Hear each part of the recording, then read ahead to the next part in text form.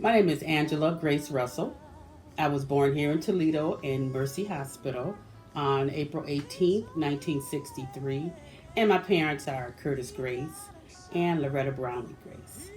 And I grew up in the Church of the Living God out on State Line. And my pastor was my grandmother, Bishop Ella Mae Dupree. And she was our pastor for the majority of my life. Um, and as you can see, I have my guitar here, so this is going to be a little bit of a history about how this all came about. Um, again, I grew up in State Line, and uh, growing up in a small church. They called us Band Number Two because there was a church in Toledo, the city limits, within the city limits. State Line was out in the country. Um, And my early recollection, now I just said it was out in the country, right? So my early recollections of being out at State Line was, and I didn't think this is possible, but we had no indoor plumbing. I remember having to go out to the back to that outhouse. and that country outhouse, nighttime, snakes, bugs. Yeah, that was my early recollection of being out there. But I really enjoyed that because actually being out at State Line, we were molded and reared to fear God, to honor Him. And that's where my music actually started, in the church anyway. That's where it started. We were, growing up musicians in the school. But my grandmother, she prayed a prayer. She wanted musicians because the early music, I shouldn't say wanted musicians. She wanted more because my mother, Loretta Brownlee Grace, she played the piano. So she was really the first main musician. And we had this, a big bass drum. That was one of the first drums that we had. And I remember my grandmother, granted she had one arm, but she swung a good old hanger on that bass drum. She played it, and then, one of my uncles, Uncle John Lee, he played sometimes as well, but he would get too excited and jump up and dance, and the drum would be all over the place. But he played the drum as well. And my grandfather. Oh, I have to mention my grandfather, Clifton Dupree, because he played. He was really our first steel player, our first Hawaiian player before my brother came along.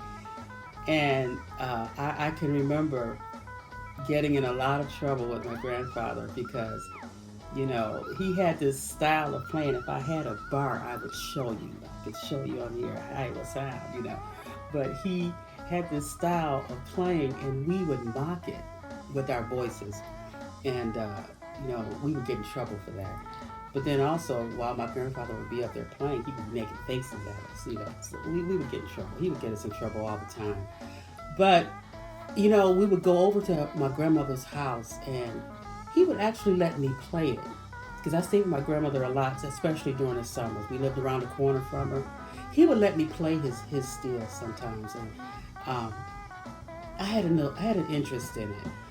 But my real interest came after I went to a Teen Queen pageant, and I saw a female guitarist. Her name was Kim Love. But I think at the time it was Kim Postel from Philadelphia. I saw her talent for the Queen pageant. Teen Queen pageant was she played the steel and the guitar.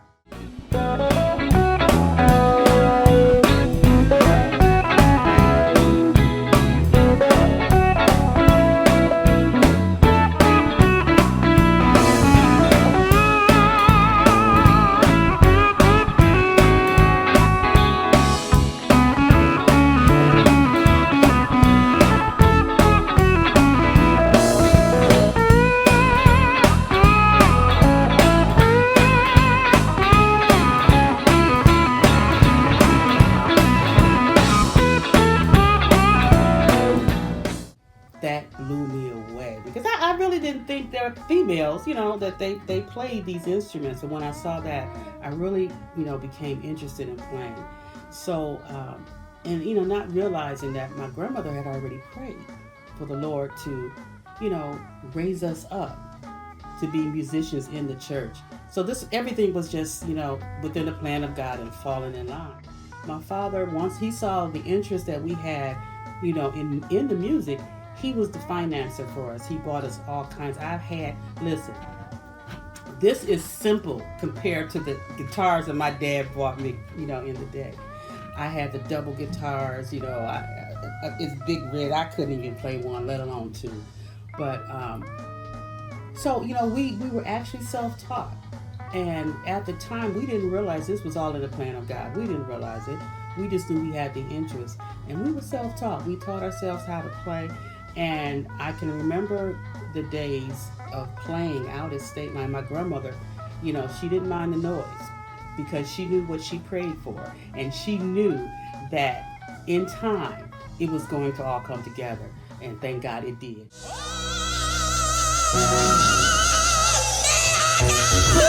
Receive that gift, my soul without it dies.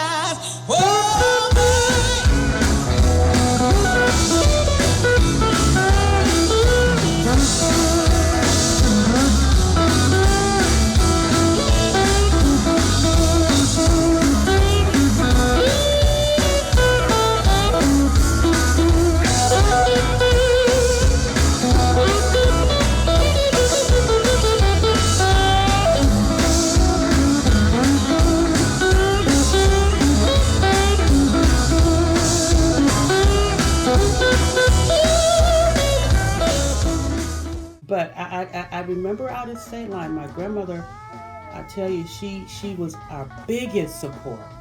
She was our biggest support. She pushed us. She taught us what's really important to me to this very day. She taught us first and foremost to love God. She first and foremost taught us that we need to have a relationship with God. And it's not just about the music. They go hand in hand. And that's something that molded us growing up.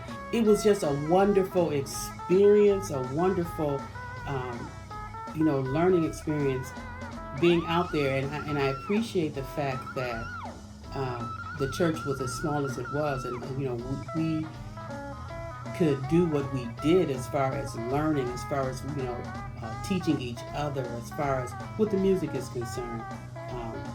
And I'm really grateful for that.